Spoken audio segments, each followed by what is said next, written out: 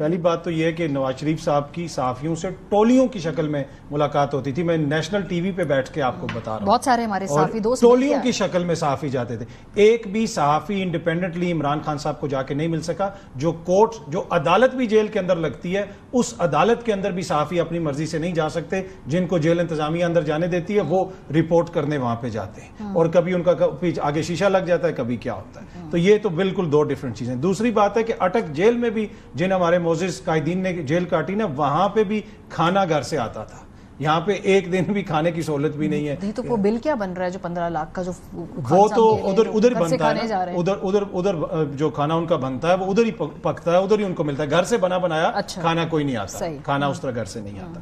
دوسری بات یہ ہے کہ دیکھیں اس وقت جو سسٹم چل رہا ہے اس کے اندر آپ جو مخصوص نشستیں ان کو سپریم کورٹ سے ملی, اس کے اوپر کیا عمل درآمد ہوا؟